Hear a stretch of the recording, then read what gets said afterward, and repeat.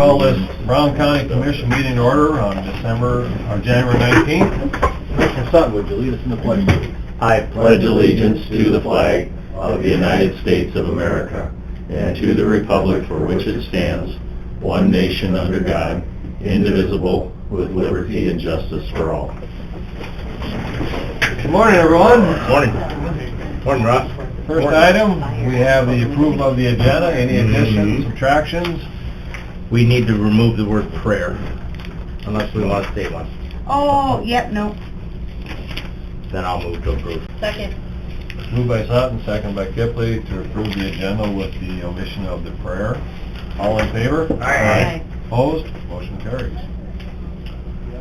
Next item, we have the second reading and adoption of ordinances, rezone ordinances 183 through 186. We have rezone 183. This is a zoning request by John Kohler, looking to go from agricultural preservation district to mini ag. Legal addresses lots 1 through 4, John Kohler subdivision in the southeast quarter of section 6, P123 north, R63 west of the 5th PM. Move. Second. Moved by Kipley, second by Sutton. Anyone here to object or approve this? All in favor? Aye. Opposed? Motion carries. We have 184.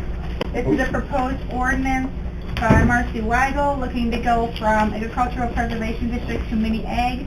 Legal address is lot 1, Weigel and Larkin subdivision in the northeast quarter of section 7, P122 north, R63 west of the 5th PM. I'll move it. Second. Moved by Piker, second by Sutton. Anyone here to speak of that ordinance? All in favor? Aye. Opposed? Motion carries. We have proposed ordinance 185. This is also a rezone request by Marjorie Dash, looking to go from agricultural preservation district to mini ag. Legal address is lot 1 dash subdivision in the northwest quarter of the northwest quarter of section 8, P127 north, R63 west of the 5th PM. Move it. Second. Moved by Sutton, second by Kipley. Anyone to speak of this ordinance? All in favor? Aye. Opposed? Motion carries. We have proposed ordinance 186. This is also a rezone request. Applicant Troy Malcolm, looking to go from agricultural preservation district to mini ag. Legal address is Jones, Outlot 1, in the north half of section 32, C124 north, R62 west of the 5th PM. Move it. Second. Moved by Piker, second by Kipley. Anyone to speak of this ordinance? All in favor? Aye. Opposed? Motion carries. Well, we got about a minute. Gene, you want to start? We got about a minute early is about all we are, regarding county assessor, the 2021 assessment plan. Sure.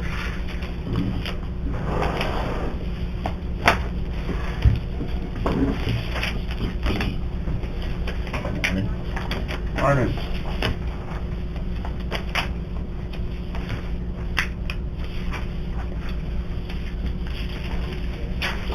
Twenty twenty did not go as planned. Yeah. An understatement. Understatement, you know. We had planned on doing some house by house, property reappraisal. That got truncated pretty fast. Pretty much didn't do any on-site visits until we started doing new construction in the fall. So, and the fact that our new ag assessments weren't ready to roll yet when summer was going, kind of looking for projects to begin with. So what we did is we decided to take a good opportunity to update our CAMA and our non-ag manual. So that takes a lot of office work, a lot of use our time as wise as we could. 2022, we're going to be updating our ag costs, so good opportunity to update our non-ag this year and kind of get everything as current as we could.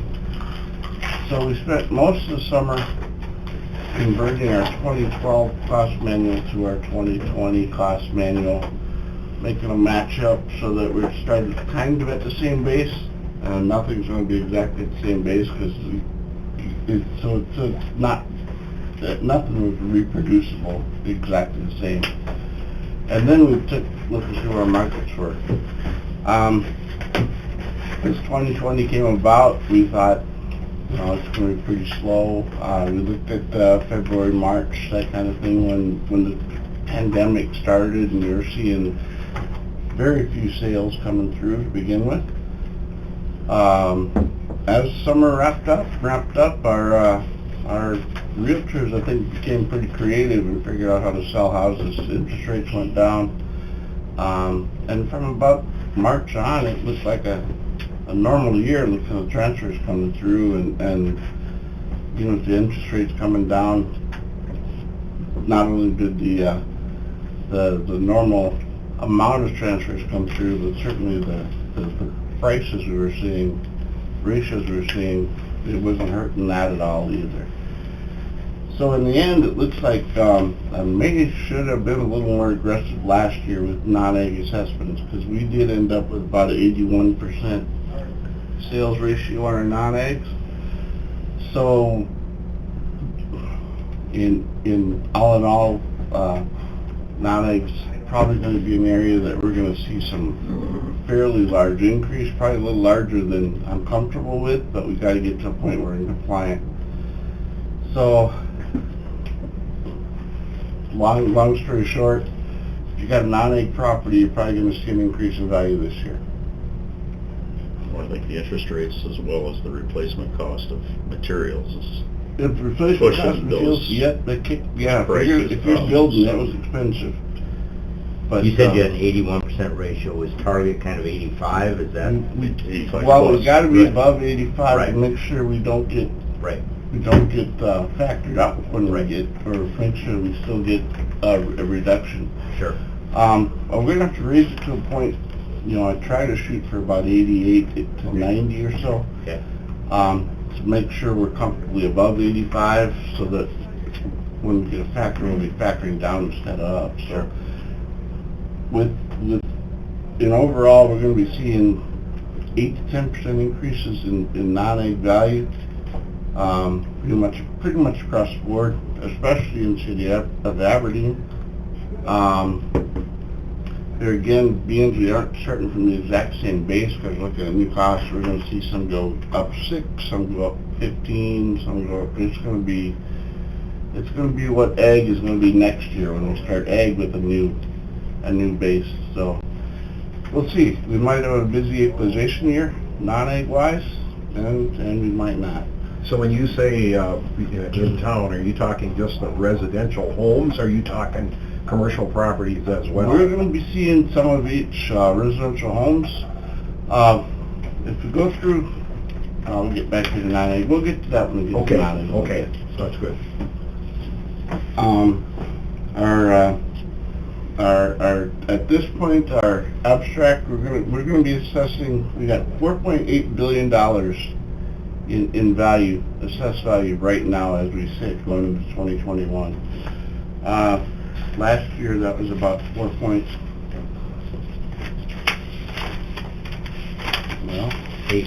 Looks to me like you took about 4.1 60 million or out something of to it. that effect. Yep, 4.86 this year. So, and in looking at when we look at that change in assessed value, ag actually went down about $40 million. Our non-ag went up about 120. So there was about an $80 million increase in assessed value.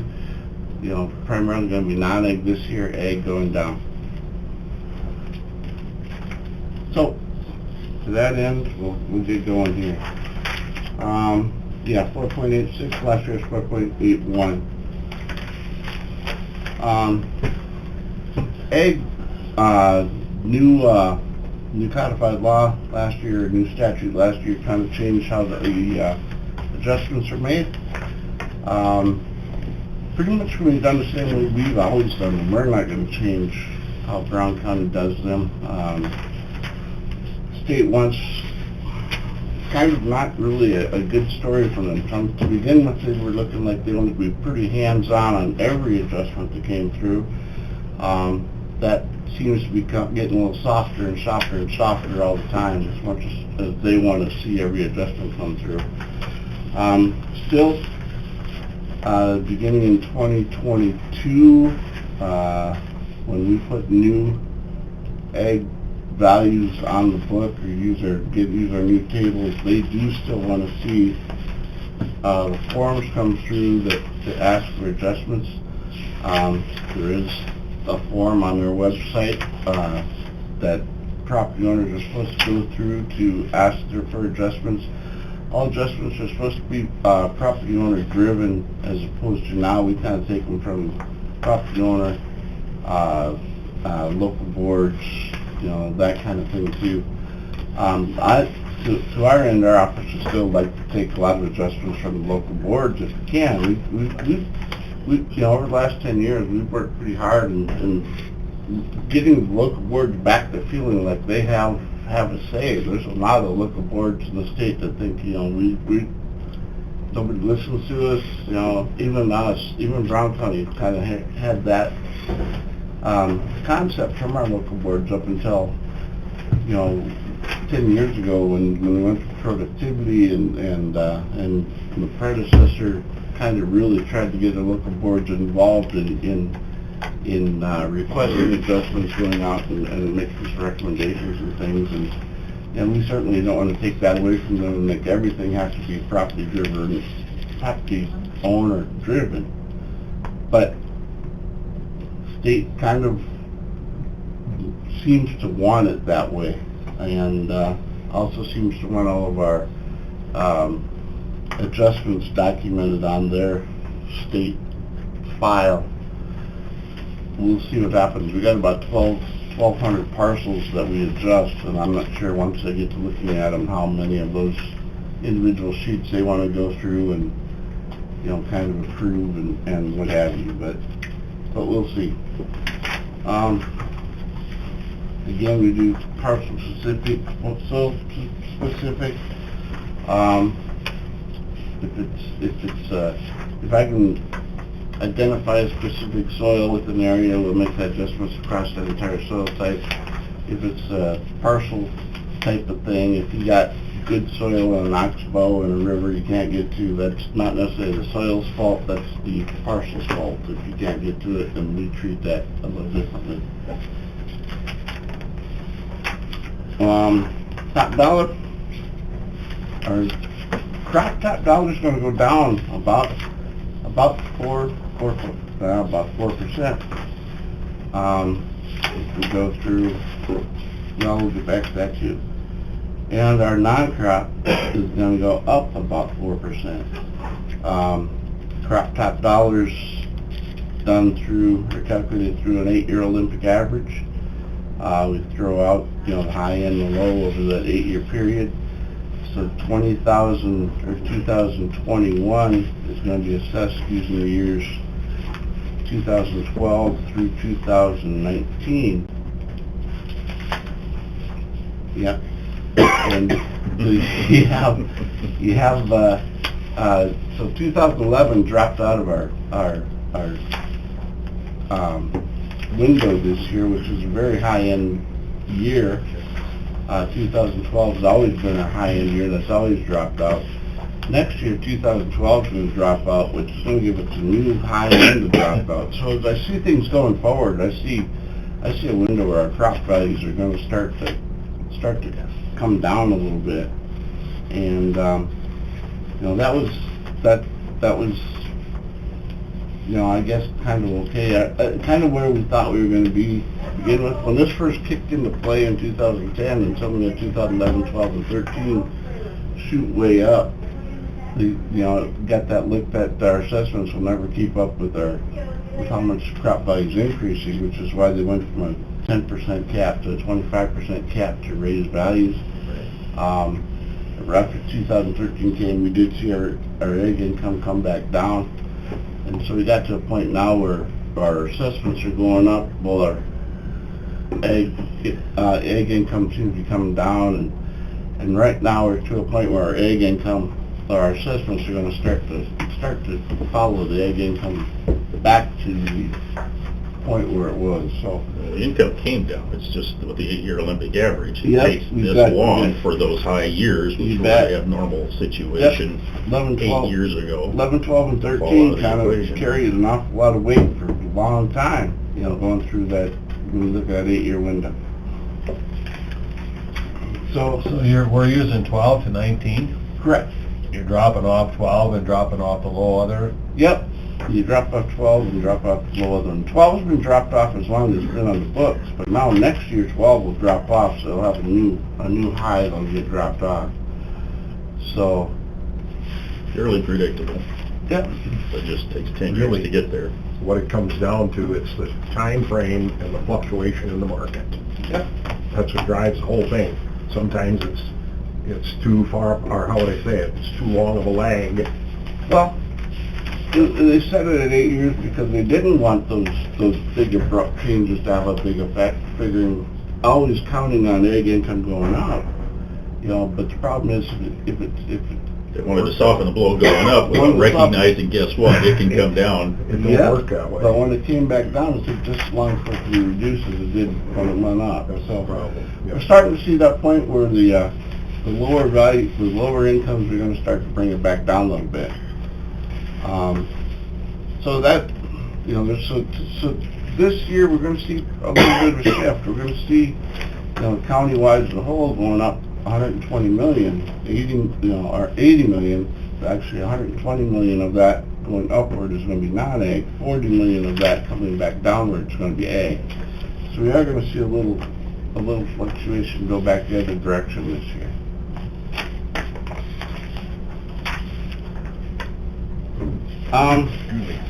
Again, going back to our adjustments, we did look through our adjustments, you know, pretty close this year. Had a lot of time to spend on looking at aerial imagery, things like that, and see what's being adjusted, and how we're going to treat some of these new things when they come in, when the state wants us to do parcel adjustments, soil adjustments, and you're starting to see some things that we were adjusting as non-farmable 10, 11, 12 years ago that are growing, whatever they're growing in there, it's growing in pretty straight lines on the aerial imagery, and so we have pulled off quite a few parcel adjustments this year. Last year we had almost $100 million of parcel adjustments we pulled off, or that we reduced. This year we're only going to pull off about 88 million just from looking at aerial imagery and seeing what, you know, was at some point declared to be not croppable ever, and now, you know, the newer imagery is showing that some of that's growing some crops. And we did go through, when those property owners get their assessment notices, there's going to be some questions about some values going up or changing, and, you know, I got imagery stored in their parcels saying, you know, we gave you this reduction because we were told at one time it couldn't be farmed, and these images sure look like there's corn rows in there. So we'll have some of that and kind of see how it goes from there. At this point, I talked to our field person, and we do have a new field person from the Department of Revenue. Kind of told her that we didn't plan on, you know, relooking at every parcel adjustment right now. Again, we're going to have a new table going on for 2022, and I think a lot of that is going to account for some of the adjustments we made. As I've been looking through the new tables, it looks like some of the adjustments we've made before are kind of already taken into account in the new soils. So I said that there's no sense in me taking them all off, starting over, and then taking them all off and starting all over again with the new tables come. My field person kind of is in agreement. She's like, yeah, that's fine. We'll let them go this year. So I'm thinking that our adjustments will be approved even though they haven't gone through the Department of Revenue like they want. and we'll still end up with an 85 equalization factor. If we aren't approved, the worst case scenario I see is about an 8.88 equalization factor, which isn't a horrible deal. We have just about $2 billion in ag value in the county. You know, $100 million adjustment sounds like an awful lot, but as you look over $2 billion, that's a pretty insignificant, insignificant's a bad word for, $100 million, but a pretty... Not as bad as it sounds. Not as bad as it sounds. So, to that end, we're that's where we are at A. 2022, our new soil tables will go on live. 2022, we will hopefully have them out early enough so our township boards can look at them in the fall, maybe September or October, before we send out assessment notices to our property owners, just to see if they see something that needs some attention. We did that in 2019, got them out early enough when we changed our neighborhoods up and sent our books out to our townships and said, hey, these lines are going away, what do you think about them? And gave them a chance to look at them before we sent out assessment notices. 2022, again, we're going to be looking at starting with a new manual, hopefully get it up and running and out to the townships for them to look at any real blatant changes. If they say, hey, you better look at these pieces, before you send the notice out to the property owner, or you'll be getting phone calls. And we'll be expecting getting phone calls anyway.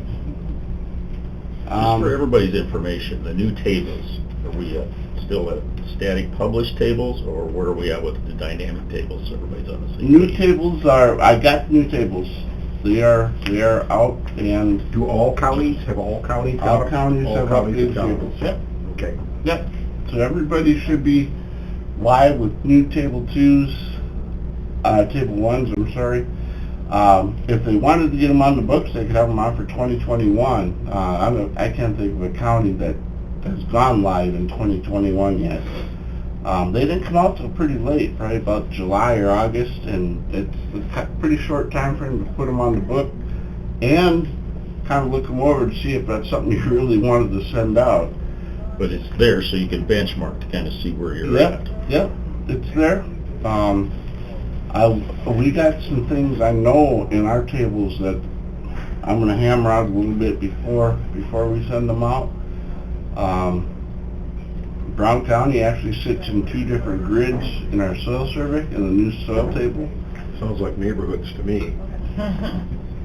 Brown County kind of sits in 2 different grids in our soil survey.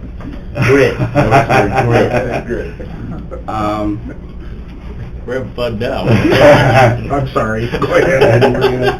And we kind of got, Department of Revenue hasn't really given me a blend how to get them to fit yet. Had I told them I was going to go live in 2021, they'd have whipped me something up to say, okay, we can make them marry somehow. But for the time being, we'll work on that here as soon as assessment notices go out and get through boards, and we'll get both tables into one manageable area. Okay. And again, we'll have the capability to go through and make local adjustments, and that's really been, recommended, to allow much more than it ever had in the past, giving the equalization offices quite a bit more freedom to make a lot of adjustments, a lot like we did before. But Department of Revenue does still want to have a lot of notification on pretty much every adjustment that comes through. So we'll play the game. It's fine. From there, I included the application forms that Department of Revenue does want us to use. There are some actual criteria that we use for adjustments. Trees are not naturally occurring, are not supposed to be a an adjustment, we may as well get that out right away. I got a bazillion requests and have made a lot of adjustments for trees. If God put them there, it's an adjustment, it's a access issue or something to that effect. If he didn't put them there, if they're naturally occurring, it's a management issue, and that's kind of how the state sees it. And I guess I don't disagree with that. Building sites also, you know, when they came and developed, when they came in and some South Dakota, if there was a farmstead there and God put there, we'll go ahead and reduce for it. But And I like part of the conversation, trying to say, okay, if you're trying to do this across the board, how does a commercial nursery fit into this that's got acres and acres and acres of trees in it? Oh, just a second. Yep. So there's lots of different nuances to these things. so It's gotta be a little hard to track if God put those trees there or not, doesn't it? With a little help. Yep. If they're all a straight row, God didn't do it. Yeah, but just a little help, you know, tree spade. So that's kind of going to be the criteria. We did go through this year again, as we did a lot of the aerial imagery, and did pull out a lot of tree belts and tree strips and things like that. Here again, like cornrows and things that we saw. And we did narrow up the gap between a crop and non-ag, or crop and non-crop that we were adjusting, just for the simple fact, kind of keep track of, or keep pace with cropland going down and the rangeline going up anyway. So that, in effect, every adjustment we made, we did look at least change how much we reduced that was going from crop to non-crop, just to keep it consistent with what the tables were, or what our top dollars were. So, in effect, pretty much everything in the county is going to see a different, or a change in value. Our non-eggs changed some, because it's all of a new manual. Our egg is changed with new top dollars, and it's going to change drastically next year when the new soil survey goes on. If I can just say something, and the same thing that we've gone with, with the enhanced communications with the local boards, and the conversations that we've had with them and so forth, and regardless of the scheme that the state chooses to have us use for valuing this and so forth. Nobody likes paying property taxes, but the important part of it is using the methods within the parameters that they set, but still keeping the proper relationship, because that's the important proof of the pudding with these people that own the property out in the field, because they know the difference. And if you say, this is what the top dollar per acre is worth, whatever you use and however you get there, they know the relationship between that top best acre within their area and the relationship to the rest of them. And you better find a way to keep those relationships making sense. That's when you're really going to get into a lot of trouble. Because nobody likes paying property taxes. But if you're saying this is top dollar, everything else that's below that, they pretty well know why and how far, and that relationship needs to be able to be maintained. Correct, and And yeah, that's what you work really hard to do. the soil ratings are, you know, some whatever fractional portion of the top dollar, and you know, the poorer the soil rating, the lower the assessed value, and it's still going to be that percentage of that top dollar. Yep, and then you had mentioned, sorry to interrupt you, but you know, some of it that's non-crop that changes, and that's because the changes in the hybrids making it, you know, possible to have higher yields and be able to get production out of soil types that historically have not been able to yield. So that's something that is continually very dynamic. Talk to us a little bit about grassland. Grassland, that's still, You mean the grid you live in? Yeah, the neighborhood that I live in. grassland's gonna go up again, and there again, I, you know, the feeling that grassland should be tied to some more commodities, some kind of cattle prices, something to that effect. I'll say Haymarket. market. I still don't think grassland should be assessed with a property owner having 100% landlord share. I do think there are some expenses in grassland that should be taken into account in landlord share.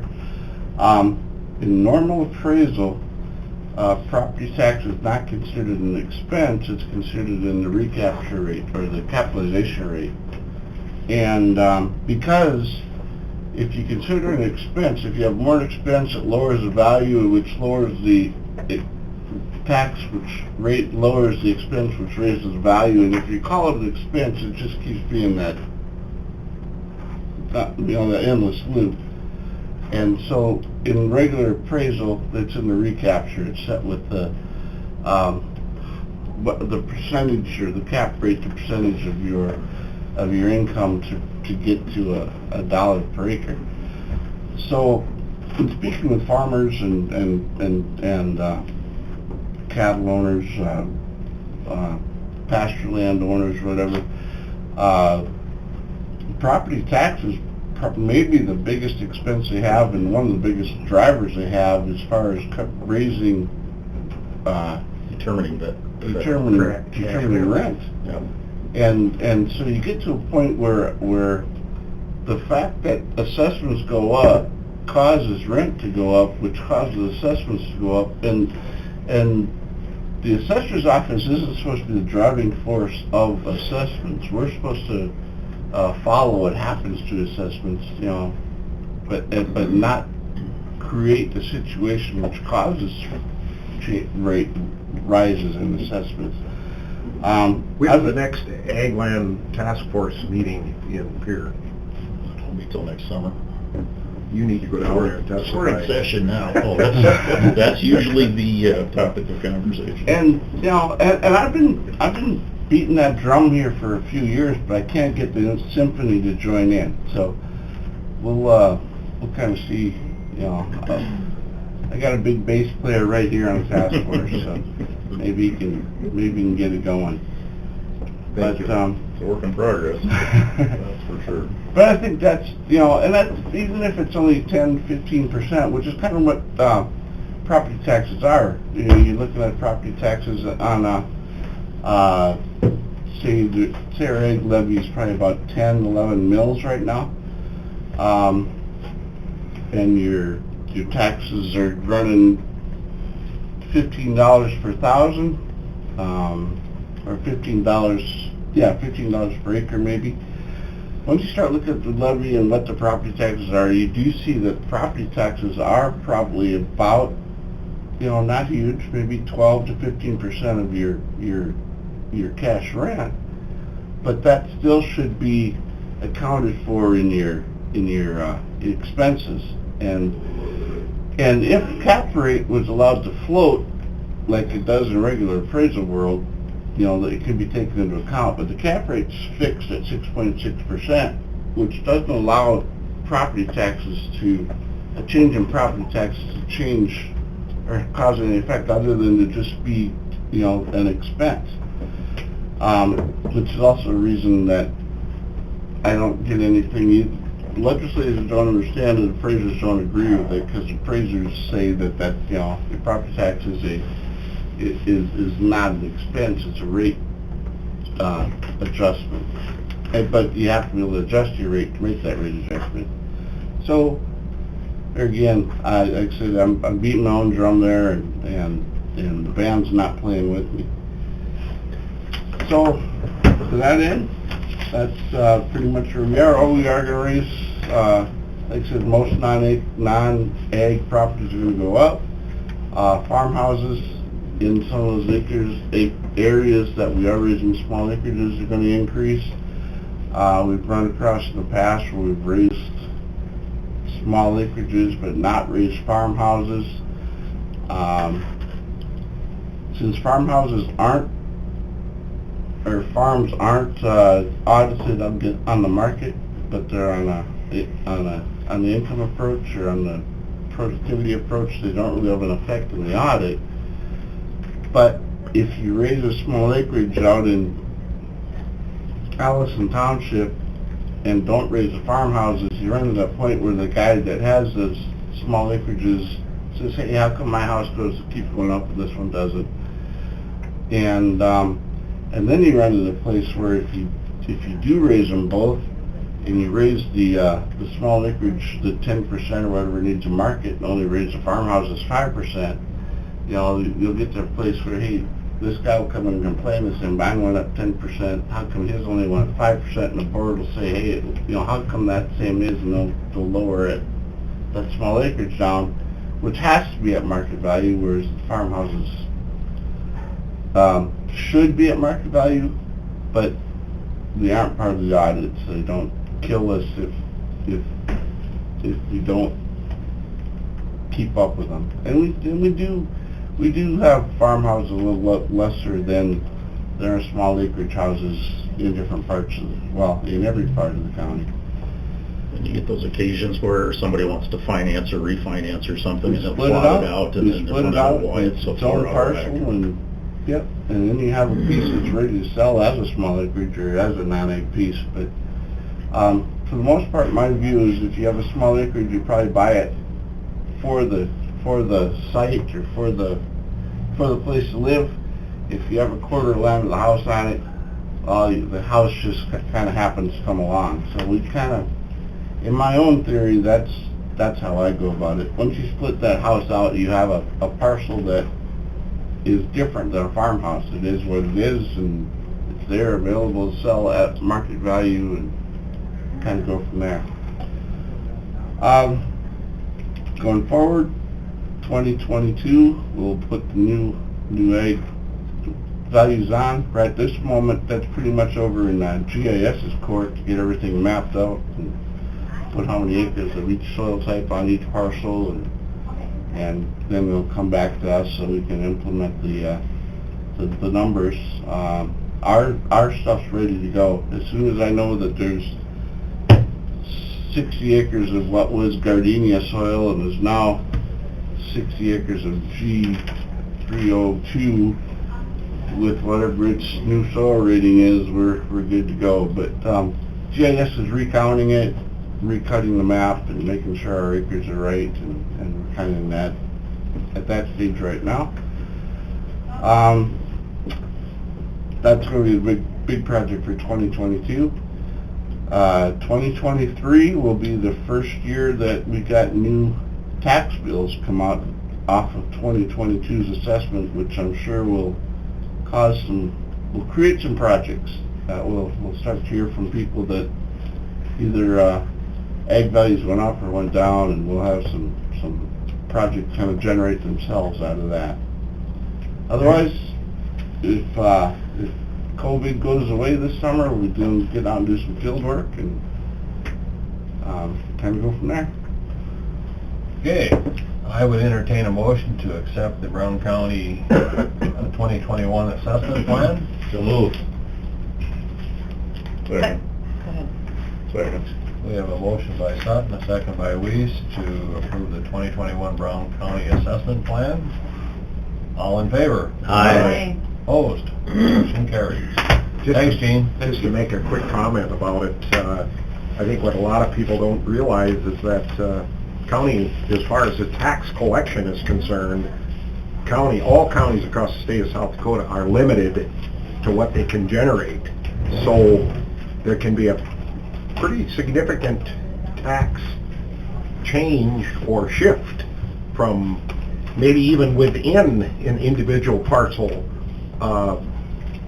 And so from the assessment side of things, that's an attempt to equalize what taxes are going to be paid on those properties, but a lot of people take those assessments to be tax increase, and if the values go up, there is, but you're not going to hear from the people that probably got a reduction in the amount of taxes that they're paying. So I think the important thing to know is that the taxes there'll be a shift. As there's a shift in assessment, there's a shift in the tax bill, and county government is limited to what they can generate. Yeah.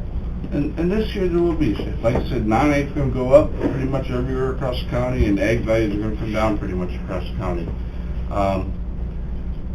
Our dollar per acre has gone down about, it's in the report, I guess I didn't touch on it, but our dollar per acre is down about 4%. in 2021 versus what 2020's was.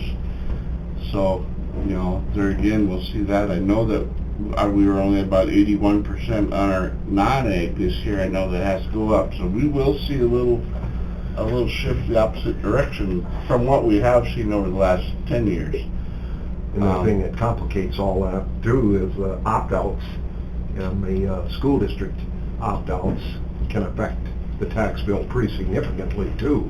There's a lot of things out there that the public doesn't really have a grasp of real well sometimes. There's a lot of stuff. You can get pretty deep into the weeds on this and a lot deeper than any commissioners want to hear about or anybody out there wants to hear about either, other than the fact that non-eggs are going to go up, eggs are going to go down.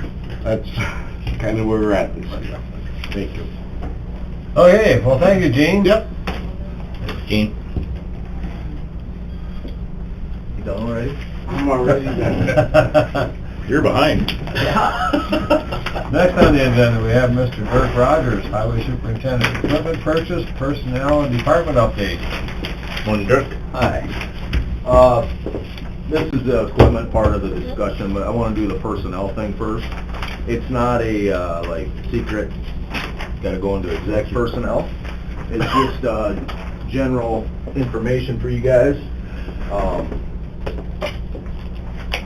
Again, I don't know, I whined about how many people I have at the highway department the last couple meetings, and, so we're gonna hire some folks, and I'm going to emphasize trying to find some guys that live out in the county and would work out of the other shops. There's a little logistics to it, but I don't foresee it being a big problem. The main challenge you have in the outside shops, in my opinion, is plowing the snow. You know, the stuff that you do during the summer, if it's not bad weather or it's not, you know, a crisis situation, you can, you know, do that out of Aberdeen. But the critical thing, and what's, this year's been nice obviously, but the last couple years, not having guys that live up there, you know, we've had Daryl, and that helps a lot. But just because of how much stuff varies in the county, so my goal is if I can find some people that live out there or somebody that wants to move to Hecla, and Claremont and Frederick, and I'm just gonna throw a net out there and see if we find some people that would be interested in that and that live out there, then we can kind of work that into how we, you know, where we put them and what equipment we put where and things like that. But it is possible that we will have multiple people when we're done working out of those, you know, working out of those shops. Claremont, a couple of years ago, we had two guys. We had a guy that lived in Claremont, and then of course we had Brian who had the experience and he'd run the blade, and the other guy lived in Claremont, so we had a snowplow that, boom, you know, left right out of Claremont.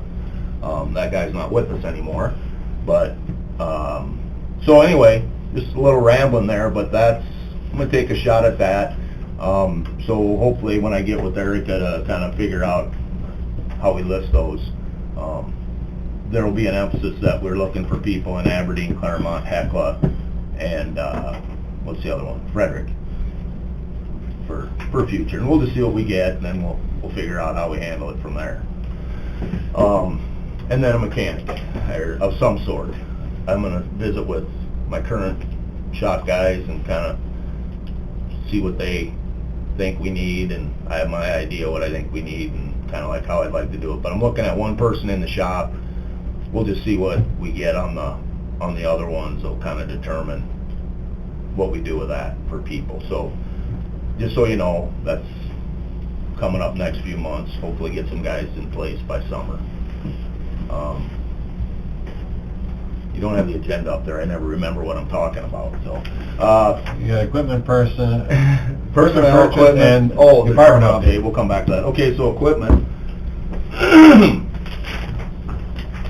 I'm going to ramble here a little bit, but bear with me.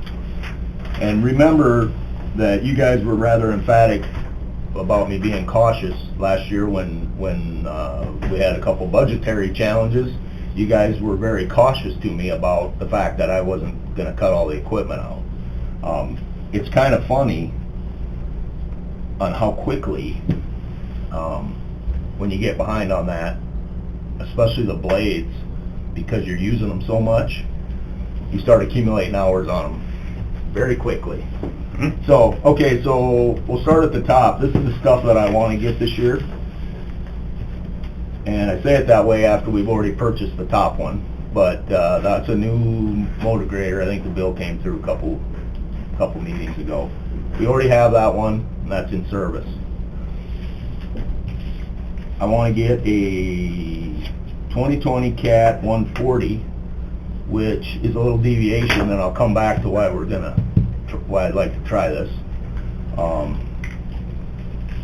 That doesn't have the joysticks anymore. They came back with 2 years ago, making them back with the antler rack and the steering wheel. And from talking to our guys, which, you know, a lot of counties, that's all they have now are the ones with the joysticks. Their guys like them. I wasn't here when we had that one before, but just going off of my conversations with people, I don't know why we ended up that it wasn't very highly used, but they didn't like it. We got rid of it, and now this is an opportunity to get something that's back with the, I guess I don't like to say the old controls, but the original controls. And the thing with the blades now, there's only 3 on the market really, unless you're getting into really obscure stuff. There's Deere, there's Cat, and Komatsu has one, but it's not set up for government, mostly the government purchasing side of it. They have no factory discounts or anything like that, where Caterpillar, and so they're just not competitive. I haven't run them, obviously, but from looking at them, it's comparing like that 2008 Komatsu I have on the list here to the rest of those blades. It's hard to say it's an apples to apples comparison, and I could get out specs and we can discuss all that. But the other indicator you can see is that blade's an 08 and it's got just about 6,000 hours on it. And if you look at P7, a 2012 Deere with 12,000 hours on it, with a motor that we replaced 3,000 hours ago. And the reason that is those two are sitting in the backyard and somebody has their choice on which one they're going to run. They're going to go get in the John Deere with the high hours, and the Komatsu just doesn't get used much. Since I've been back, that's been our backup blade, so that's one I would like to surplus that out. I already got out of order here. And you got P2 thrown in there too. Yeah, that's the one we just, so those two will be surplused. Later this year, we'll go through the Purple Wave thing again. We'll kind of get out of the motor grader business. They did completely. I'm sorry, I didn't finish my talk there, but yeah, they're completely out of it, so you only really have those 3 players. I think there's some other smaller, more obscure stuff, but, Well, we're in that category, again, interrupt you a second. No. Not because I'm advocating one way or the other, but just a brief conversation about owning versus leasing. My first thing with leasing is the obligation of the commission into the future. That's, you know, that's not even a money thing. That is I'm not a big fan of that, and we used to do a lot more of it. And despite you guys have been here a little while, some of you left and came back even, like me. But, so I'm never a huge fan of financing stuff and that, just because it's obligating future monies, and I don't know what might happen between this year and next year. There's some value in it when you get money crunched, obviously, because you can run better equipment and things like that. The equity, the way we do it, you don't have much equity left at all, you know, so there might be some value in doing that, but my main thing with that is, you know, I wouldn't want to go over 2-year leases just because you might get to where you're obligating a future commission. But having said that, I don't ever rule that stuff out.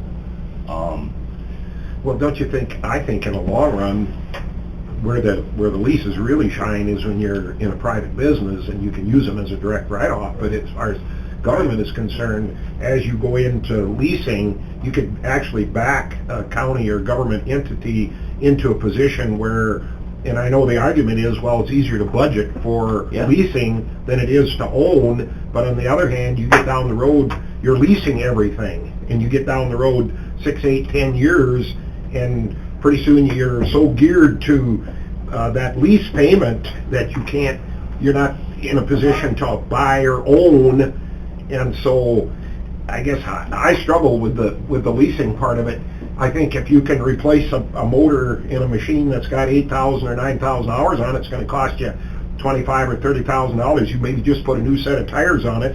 In the long run, you're probably just as well off to fix up the machine and move on. Yeah, well, I don't know what the numbers are, but just for instance, if you've got a machine that's popular, when they've got a choice to use it, you've got a 12 Deere with 12,000 hours on it, you replace the motor. If you go back and just say, okay, the amount we purchased and what we put into it, this is how many hours, divide one by the other and say, this is how many dollars per hour it costs us to operate this machine.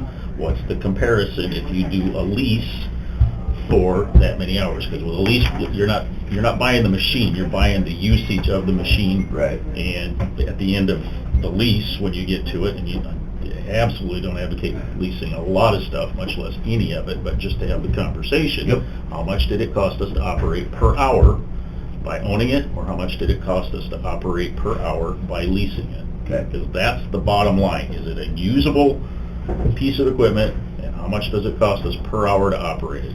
Own it, lease it, don't much care. Just give me the best value Sure. for getting there. And that's just the critical analysis that I think we need to keep, in mind when we make those decisions. Sure. No, and that's easy enough to do. And to that point, and to what Dennis was just saying, and as far as replacing stuff, I want to touch on that, because if you look under the current equipment, you got that loader 4, 2001 New Holland, that literally came on a slow boat from Italy. I remember when that one came. Mhm. Both of those Yep. did.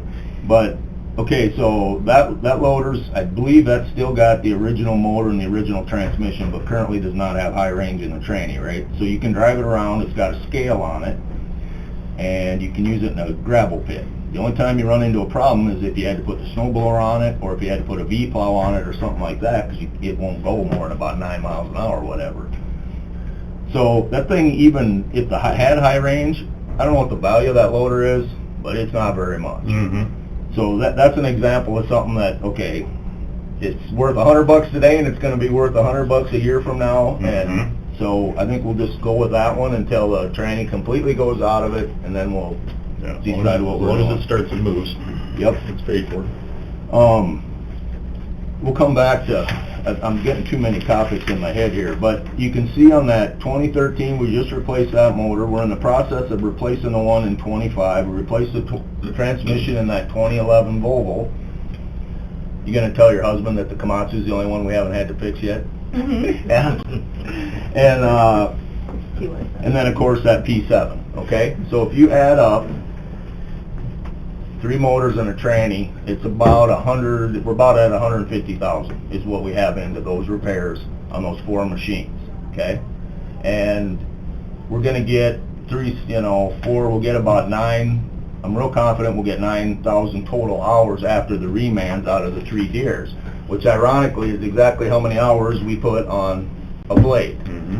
So, it's a pain in the ass having to have stuff down, and it's a pain to go at it this way. It sounds really backwards, but back to your pure dollar amount, we just bought, by fixing this stuff, Yep. and we're running older, there's other things in there, we're running older stuff and that, but we spent $150,000 and we got 9,000 motor grader hours out of it. A brand new motor grader is more than double that. Right. So if you can manage whatever operator discomfort there is in an older machine, and if you can manage that part of it, Yeah. So Yeah, and if it's a machine that will get used. Exactly. Yep. So I totally understand what you're saying and what Dennis is saying about fixing stuff, but this is a snapshot example of, Yep. and the reason that happened is if you look at that, when I came in 2014, if you look at those blades, we had an 11, a 12, a 13, and a 14. My actual comment was, well, our blades are too new. Mm-hmm. just the way my opinion was. It's sort of like it's like a stockpile per se. Get too much gravel in this pile and the blades are too new. Just my opinion. So the first thing I did is, well, we're not worrying about the blades, right? We got one in 2017 and now we get to 2021. Purposely did not try to update them the last couple of years. We hit a few trucks. You guys let us get a paver, which was a huge chunk of money. So that's kind of why the whole time we're going to juggle these blades while we can get this other stuff updated. I was happy when I wrote this down and started looking at it and went, okay, without getting into the minutia of the expenditures, in general, we did keep, you know, that fixing them turned out to not be a hugely bad idea. Now, having said that, these two that we're getting now will have like a 7-year, 7,000 warranty on it. And I'm hoping that by that time that they get to that, including, there's one of these Deeres that's going to be the 2017 P6. Same thing with that one. Everything's good. That's Bruckner's blade, and he puts double the hours on it that the other guys do. So I'm hoping that that one will make it to next year. And he lives with it. Yes, and not have a problem, and then we'll replace that one, and so. But I do not have a problem with. I'm just asking the question, No, because I'm the guy who doesn't own a vehicle that's got 4 wheels under it that doesn't have 200,000 miles on it. And I'm not afraid to throw a grand at it once a year, anytime. Yep, that's what I say. You go out, you pop the hood and put your oil in, it's making my car payment right there, so. Yep. So, not being critical, but No, just so not we at have all. the conversation and understand the options. I think the city pretty much leases most of their graders, don't they? I think they do. Yeah. But I don't know about their out, you know, they don't. Right, not the hours. We've also got a 27% increase in sales tax revenue too. Yep. Yeah, they don't braid all day, every day. It's on an as-need basis. And then they have another, you know, they put them on in the winter, they put on additional ones. Sure. So, anyway, back to the new stuff. The only other thing I want to point out is this loader, which is L5 on the list. It's not officially L5 yet because it's still a rental. But that, and if we can do it today, I would like to set a bid date, but we're going to bid a used loader that'll be spec'd around that one. And that'll be the one I'm hoping we get because we've been paying rent on it, so the price should be cheap. You found it to be valuable. Yes, very valuable. They're nice. But it's kind of cool because I look at that, I remember that in that, both of those New Hollands came here, one's 19 years old and one's 14 years old, and, you know, if I make it to the end of the line and stay retirement, I might, They might still be here. well, I'm gonna be looking at these Komatsus for sure, so. Take one home. Yeah, it's weird, you do a 5-year plan, and I'm like, wow, we're getting out there. So, I don't know, I didn't go through this very organized fashion. If you have any other questions, just feel free to ask The them. 2020 Cat 140 motor grader, is that used then? No, 319? no, it's That's, just been, older. it's just been sitting around, yeah. Okay. We're gonna make one more, we ran one of those here a little while ago, had 4 different operators run the Cat, just to see what they thought, because, you know, what we've had is Deeres for several years, that rhymes. And, then Day County has one, and Corson County has one now, that are new, and I'm hoping we can run over and run them a little bit, but Can you get these off of a state bid or? yeah, another actually, company? that's the I rest was of the gonna story. ask, Yeah. You ended up, did you get everything for the John Deere one then, yet, this first one? I'll Not double check. Sure. That's the one that RDO is working on. But I have the whole packet for the Caterpillar one, Mhm. and I'll send that to you later So today. you're buying most of these off state bid? Yeah, they're both, Okay. well, not the state bid, they're coming off of Sourcewell. Sourcewell, Yeah. both of them, okay. I think part of what happened with the equipment, with the joysticks in them, is that they were having trouble reselling them. And a lot of this equipment, this used equipment, is going overseas, and they weren't, No. they were hard to market. You And know- I think that had something to do with it too. Well, if you really want to get out in the weeds here, the problem overseas is they don't play video games like we do in America. That's why they didn't sell overseas. And that's the same, that was the whole point. So Is the what market their, value was no of good. what their target was, is kids understood joysticks and da-da-da, and these younger people are coming up. A lot of old guys bought into it, some didn't. And I'm not like into the minutia of the market with the blades, but if you go back and look, when they introduced those, their market share started dropping and Deere's came up. It would have been a good time to be with RDO, because selling John Deere blades were like shooting fish in a barrel there for a while. And I think it's corrected back around. And the fact that they've come back with a machine that goes back to the other stuff pretty much proves that they weren't comfortable with the way the market share was going. But that's why they don't work overseas. As a matter of fact, there's one overseas that's a J or a K, it's a different number that we can't even get here, that they made quickly to offset the joystick thing.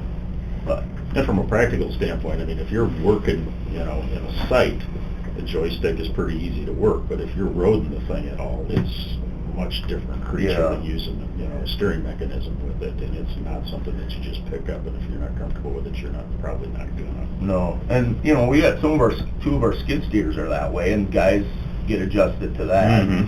But like you're saying, with the skid steer, you very rarely do you set it down in one thing, and now we're gonna drive a mile Yeah. and not move. But with those, they're kind of self, Yeah. centering, but with a blade, it's not. No. So anyway, that's another thing is the difference in the price there. The 23,000 more for the deer. I'm just gonna point that out. I don't know if you guys went and looked at the one, they had that down at the county convention last year. Yeah, and the circle on this, we got an extra option that cost 15,000 to put that closed. It's a completely sealed bearing, the same as what you use on an excavator, center bearing. Mhm. And that's what they put under those circles. I mean, everybody that walks up to that goes, well, hey, why didn't they do that about 30 years ago? So that's That's what what costs 15 grand. It's gonna cost 15 grand more, but that's the difference in those. That loader I was just talking about, that's a Komatsu. Those two utility trailers are the ones we pull around on the skid steer.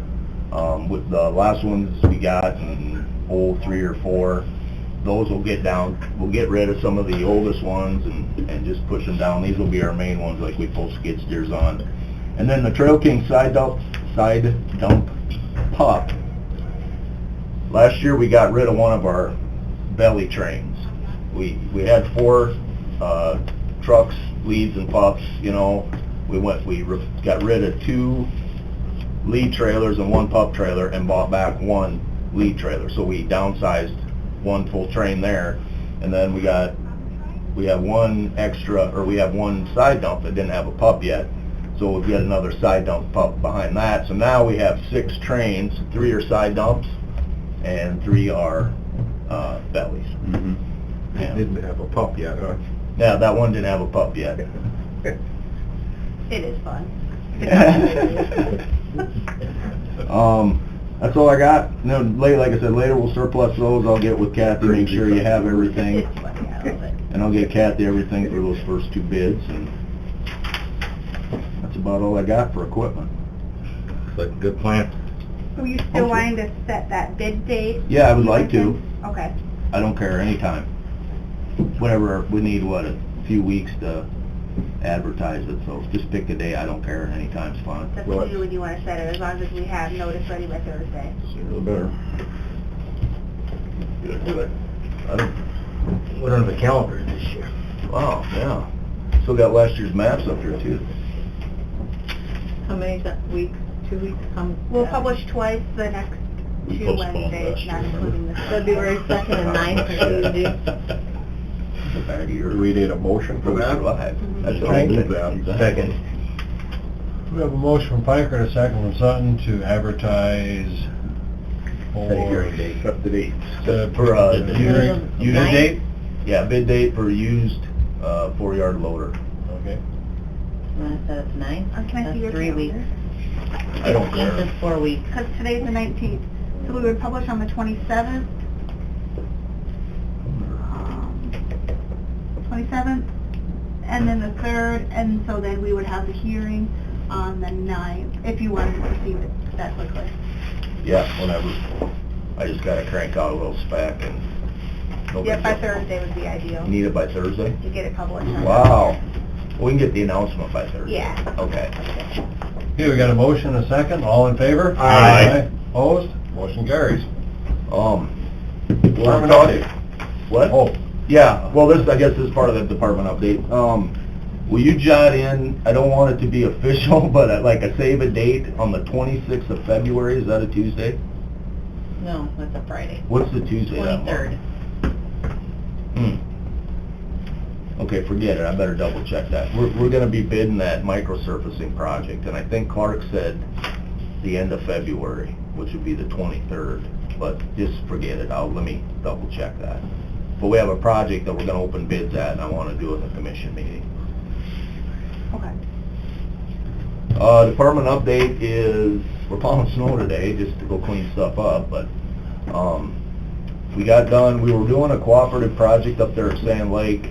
They provided a bunch of material, and then we got to use it there where the water, Sand Lake, Affection Road 16, by where Gilchrist live, right across from the lake there. That went really well. That's pretty nice, actually. I was like, wow, can't believe we did this, but it came out good. And then we're picking fieldstone. It's funny that the fieldstone is kind of a cyclical deal, because you got to have a decent, kind of got to be cold. It's almost a little too warm right now, but it's got to be pretty cold and open winter so you can get out in the field to the rock piles. And then we had a big pile. We were doing really good 2 years ago, and then it flooded, and you use all your fieldstone, and then you hope it goes into the cycle again. Now, I'm not promoting drought, nobody yell at me, but you go into the cycle again, and it's an open winter, so we can go get our more fieldstone. So we're spending a lot of time with that. Take advantage of whatever opportunity presents itself. Yeah, you should be in pretty good shape up in that country, because you get just west of Sand Lake, there are rock. Yeah, we're on a lot of Engleharts, a lot of Harts, Joe Burbis, Jeff Forsting? Forstings, yep. Do they have to already be in a pile? Yeah, we're not gonna, They're not gonna pick them. yeah, sorry. They're breaking fields. But you're not, Good try, Ryan. you're not, Good try. you are not the first one to ask, though.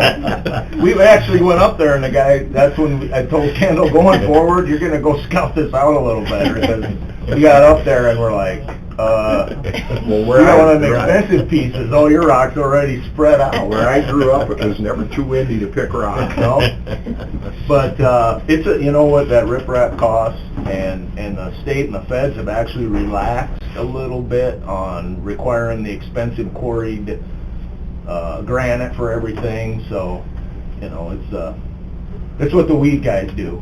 They know where all the stuff is. So Mike and Jerry, that's one of their things. Oh, and then we'll start crushing here pretty soon. The next couple weeks, we'll start crushing in the backyard. So, but yep, that's about it. We're trying to truck a little bit here and there. We'll be stockpiling, and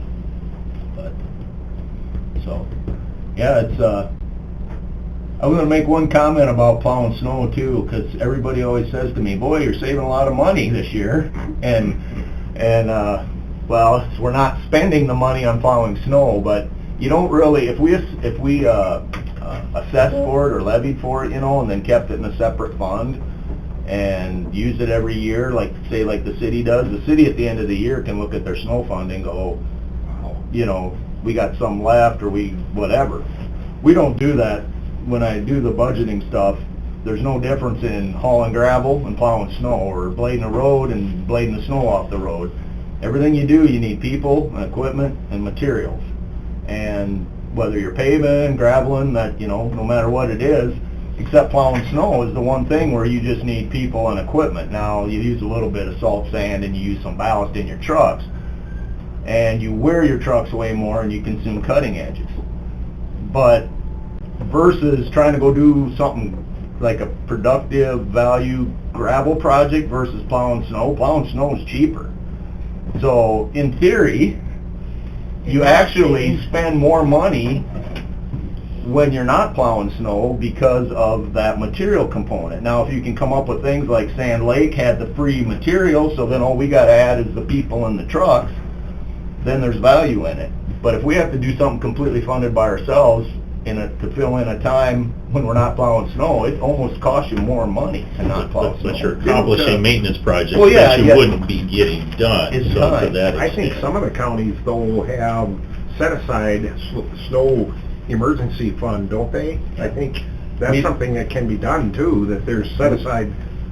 We have that. Okay. But it's not a dynamic fund. It's not Because- replenishing. Right. Now, the money that's in there now is restricted. If I put any more in there, you guys will take it and and add on to another building somewhere, but. The only times you've really tapped into it is, you know, with really unusual situations, of course, That's it's good. kind of It needs to be overtime. Yep, and I have to Try and admit, keep it. that's another fund that I completely, shall we say I slid to the right on that? I got to where, you know what, that is extreme.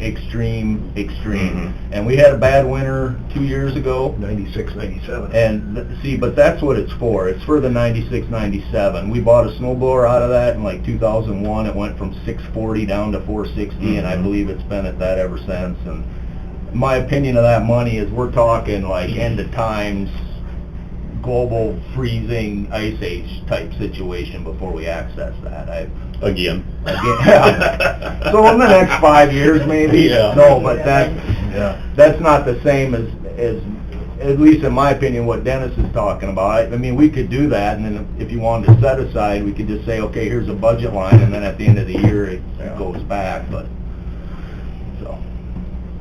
All right, I'm done now, unless you guys have questions. No, I don't have anything for you. Anybody else? Thanks for the recap. Yep. Thanks, Dirk. Thank you. Thank you, Derek. Good luck. Have a good rest of the week. I'm gonna. Okay, Kathy, we don't have anything else on our agenda. You want to go through your items and we'll get those taken care of? Sure, we have minutes from January 12th. Move. Second. Moved by Sutton, second by Weiss to approve the general meeting minutes from January 12th. All in favor? Aye. Opposed? Motion carries. Claims and payroll. Move. Second. Moved by Piker, second by Kipley to approve claims and payroll. All in favor? Aye. Opposed? Motion carries. There is no HR report. Fair contracts for 2021. This is going to be the blanketed contracts for booth, sponsorship, and camper revenue. Move. Second. Moved by Sutton, second by Kipley to approve the fair contracts. All in favor? Aye. Opposed? Motion carries. The fair contracts for expenses, we had some come through this week. Move. Second. Moved by Sutton, second by Piker to approve fair contract expenses. All in favor? Aye. Opposed? Motion carries. Generator service contract. Move. Second. Moved by Kipley, second by Piker to approve the generator service contract. All in favor? Aye. Opposed? Motion carries. We pulled the lease agreement. SCSU extension memorandum of understanding. Move. Moved by Sutton, second by Weiss to approve the South Dakota State University Extension MOU. All in favor? Aye. Opposed? Motion carries. Sheriff report. Move. Second. Moved by Piker, second by Kipley to approve the sheriff's report. All in favor? Aye. Opposed? Motion carries. That's everything that we have. The other thing we talked about is the, what do we call it, review for 4-H Becca. They sent me a notice that I was supposed to sign, and I didn't feel comfortable with signing it because I believe, my thoughts would be it should go to HR. And, I mean, when you got one lone person signing it, I don't know if you had a problem, or you had a problem, or somebody had a problem, so I didn't really feel comfortable signing it. So my thoughts was it should go to HR and then present it to the commission for approval. Does that sound like? Is that different than the MOU? Was this just? Yeah, a this is the program? annual review. Gotcha. And I guess I didn't think that one commissioner should take that upon himself to approve that, so I thought it should go to HR first, and then from HR. I think Erica's on the phone. I was gonna bring up anyway, department head reviews, if we should get back in the habit of that. So maybe we could streamline Becca's and do it as one of the first ones. 2 people could sit in on that one, unless anybody felt we shouldn't do department head reviews anymore. Do you guys wanna continue to do that? We used to do it annually. I think it's a good idea. Erica, can you hear us? Maybe you could get together a list of department heads, and then we could all... There she comes, just hold it, she can't hear you. I don't have a microphone on my computer. Oh, okay, no worries. We were wondering if maybe we just get a list of department heads and kind of look back at when they had their last one, plug them into a month, and then we'll send it around the table. Everybody can sign up for however many we need to. We usually have 2 people sit in with you for each department head. So is Becca's, I mean, is that something we need to take care of before we do, I mean... There's 4 questions on the review, Is there, I mean, I guess my question is there a timeline? I guess I didn't look at that that Extension close. wants, I'll go back and look at it. Maybe we'll do hers here in January. Okay, we can get it taken care of. I guess when I was chair, I had no problem doing it because I was the representative to the 4-H leaders Right. group, so I got some interaction there, and also being the fair liaison when she reports, so there was more interaction on my part than like yours, for example, so I had no problem filling it out, but I see what you're saying and agree. And is that something based solely on the perception of the folks here, or does the Leaders Association do something similar? I think it's just our Okay. opinion of how she's doing. Okay, It's county-specific questions. Right. gotcha. Yeah, I had questions like the budget and stuff too. and this is in response to SDSU. Right. It was in the same request for the MOU, because we're renewing our MOU, and then they just want a brief review on it. We're doing a good So we job should on that. take care of that one right away. Okay. Did you have anything else for us? I don't. Ross, did you have anything for us? I need one quick exec for legal. Okay. I guess we'll ask, is there any public opinion before we go into an exec? We'll move, we're going to exec for legal. Sorry. Motion by Sutton, second by Weiss to go into exec for legal. All in favor? Aye. Opposed? I looked We are in at your exec. report this week and then We are out of exec, Yeah. no action is All resolved. what you can get done. Yeah. I know Mrs. Frederickson calls me every week. I'm sure. Anything else to come before the commission? Move to adjourn. Second. Moved by Sutton, second by Piker to adjourn. All in favor? Aye. Opposed?